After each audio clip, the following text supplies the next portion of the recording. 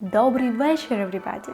Winter holidays are coming, so congratulations! Today let me tell you how we celebrate them in Ukraine. Let's dive in. We'll start from the beginning with St. Nicholas Day. So, according to my parents, St. Nicholas was this awesome, magical guy who sneaks in at night and leaves a gift under children's pillows. Kind of like a mix of Santa and Tooth Fairy. Just imagine being a kid. You know, tomorrow is that morning. You wake up and the first thing you do is check under your pillow. What's waiting for you? A bunch of sweets or those sparkly pens you've been waiting? Parents usually gave us small gifts, sometimes even symbolic ones. First, they had to fit under the pillow, and secondly, it's because the new year is around the corner and they have another gift to get ready. And I want to tell you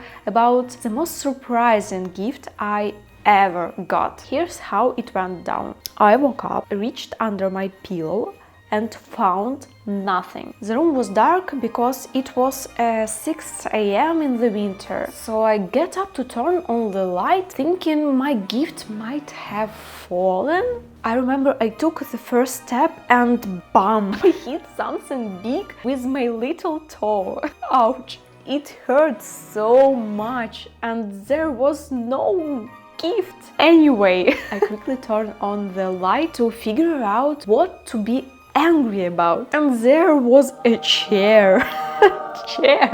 I didn't expect this at all, but I remember I dreamed about it for a long time. Later, even my friends come to sit on it and spin. It was a treasure. Then, around December 25th, we usually put up a Christmas tree. For me, it was a joyful moment, but not the most important of all holidays. Now, as an adult, I appreciate this moment much more. When I was a child, we put up real Christmas trees, but then my parents bought an artificial one. I've never had strong feelings for real Christmas trees. It always seems to me that the best place for them is in the forest. And artificial is quite suitable for me as holiday decor. And next in line was celebrating the new year. But here's the twist. This year, for the first time, we're celebrating Christmas before the new year, on December 25th. Why? Well, all Ukrainians made the switch to the new Julian calendar. We used to celebrate Christmas on January 6th since 1918.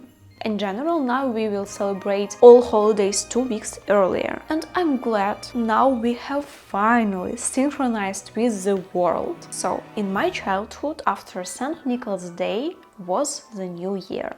And now you understand why. Let's talk about preparation for the new year. About 3 weeks before it, my mom started to making the holiday menu. I'm not kidding. In general, I want to applaud my mom's management. Mom, I know you will watch this. This is for you. And all of you may ask me, why was it so important to prepare the menu so far in advance? First, to buy products at regular prices. Yeah, by the new year, prices were rising for everything. It was normal, but not very human, in my opinion. I remember my mom buying canned beans, corn, condensed milk, ingredients for a cake sometime in early December. And then when I found these things and asked her if I could eat them, Mom always said, "Don't touch it. It's for the new year." And this was not only my experience, it was common for our entire generation. Stand-up comedians joked about it, psychotherapists worked with it, and thousands of memes were created about it. Secondly, we bought products in advance because then something could run out in the stores. Yeah, it was not the best of times. Now, of course, this doesn't happen. But in the 80s and early 2000s, there was a vibe of empty store shelves. So, everything was very serious about the cooking. Mom started cooking veggies for salads, eggs for snacks on the evening of December 30th to make things a little easier the next day. The morning before the new year always started with cleaning. Such a serious cleaning with washing the floor, whipping dust, because my mom used to say it's a bad idea to leave last year's dirt in the apartment in the new year.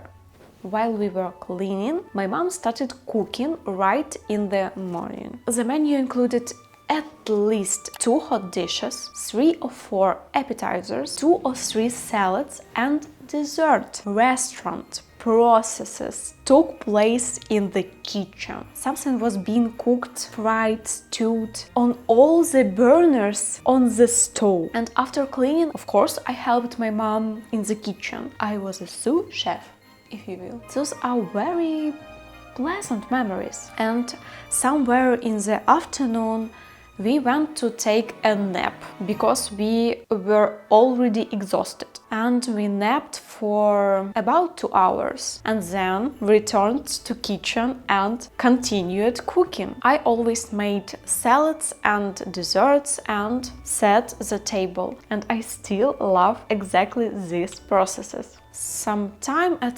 8:30 p.m. when I was a child, Santa Claus came to me at this time. We call him Dід Мороз. It literally means Grandfather Frost. He listened to a poem or a song prepared by me and handed out gifts. He always said that I had behaved well this year, so I got a present. And now I know where my good girl syndrome comes from. Thanks, Santa!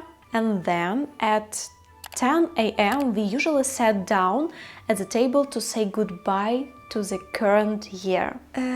This is gonna be a cringe-worthy moment, but I have to tell you about it. We turned on the speech of the president of Russia and listened what he had to say. And this habit has remained since the Soviet Union, because then it was on Moscow time that everyone was greeted with a new year on TV. Of course, we have not been doing this for probably 10 years, but we used to. And then we ate a little and watched a New Year musicals. Trust me, eating at 10 p.m. is very tasty, especially after a crazy day of preparation for this moment. And well, already at 11:35 p.m. we turned on the speech of the president of Ukraine. At this time, Dad started preparing champagne, Mom unpacked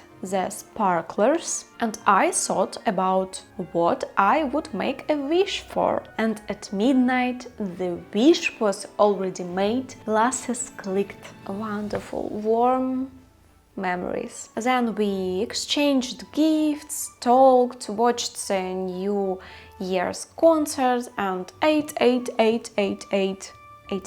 a lot.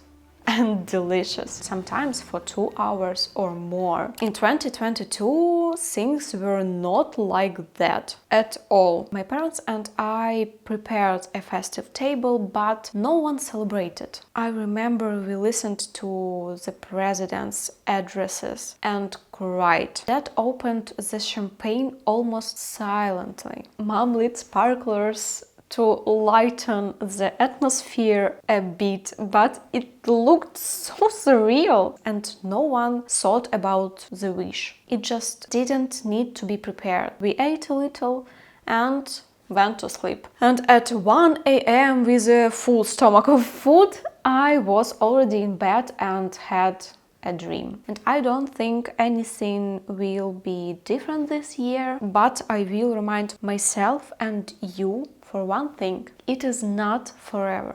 And then we will celebrate the best new year in our lives. And that's it for my December holiday tales. But this is just beginning of my story. Let me know, please, if you have something like St. Nicholas Day in your traditions and how you're planning to celebrate the New Year this year or have celebrated in your childhood. I'm very curious to hear your stories. And in the next video, I will talk about post-New Year holidays. And thank you for watching this video. До побачення, everybody. See you.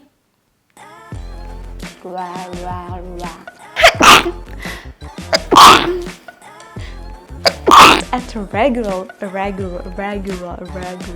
I was a sous chef in your child.